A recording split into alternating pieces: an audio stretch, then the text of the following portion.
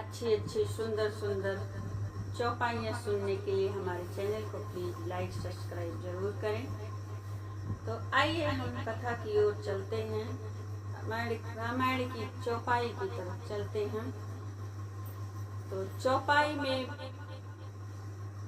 नारद जी भगवान श्री हरि के पास जाने के लिए मन में विचार कर रहे थे कि प्रभु हरि स्वयं आ गए।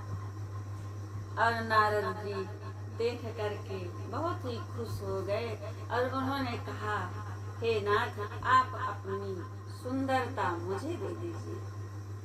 और उसके आगे भी कहा, जेहि विधि नाथ होई हित मोरा, करहु सुबेगी दास मैं तोरा।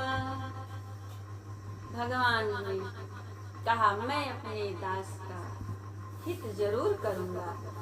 तो आगे भगवान ने कहा, कुपथ मांगे रुज व्याकुल रोगी, वैदन दे सुन मुनि जोगी।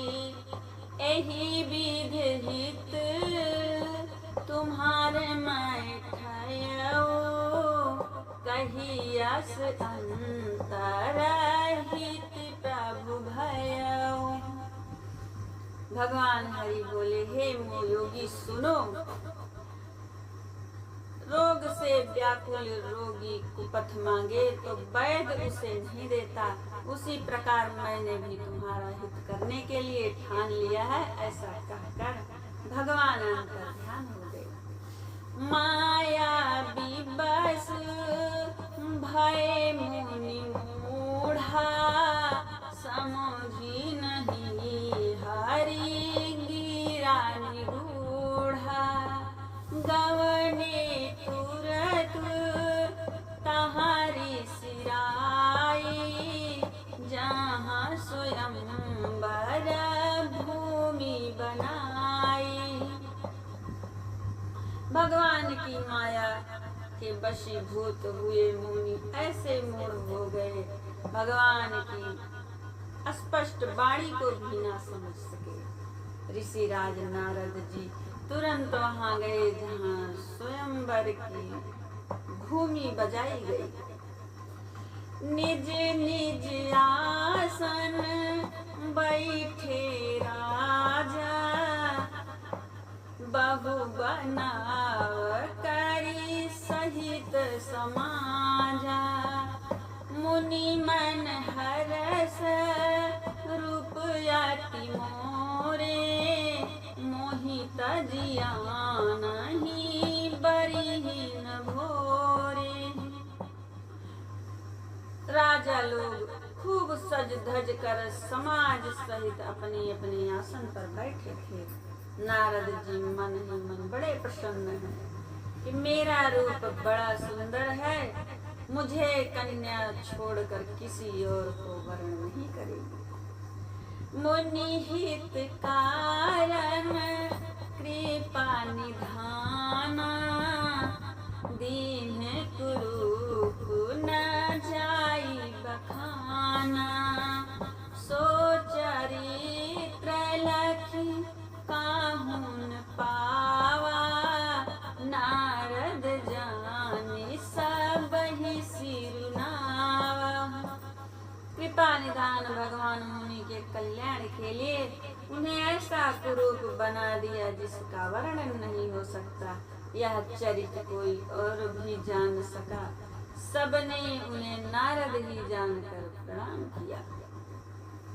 मंगल भवन अमंगल हारी, द्रवहु सुदशरथ अजर बिहारी। रहे तहाँ दुई रुद्र गण रामा, तेजा नहीं सब भेद सिया रामा। विप्रवेश देखत फिर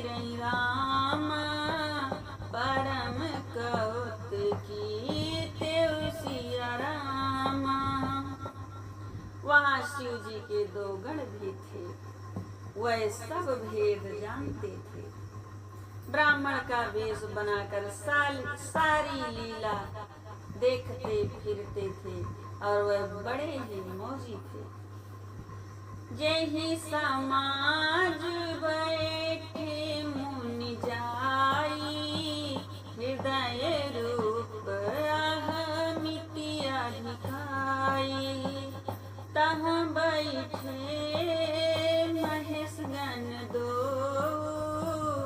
विप्र बेश गति लखई न को। नारद जी अपने हृदय में रूप का बड़ा अभिमान लेकर जिस पंक्ति में जाकर बैठे, वह शिव जी के दोनों गण भी वहीं बैठ गए। ब्राह्मण के वेश में होने के कारण उनकी इस चाल को कोई जान न सका। करहि कूटि ना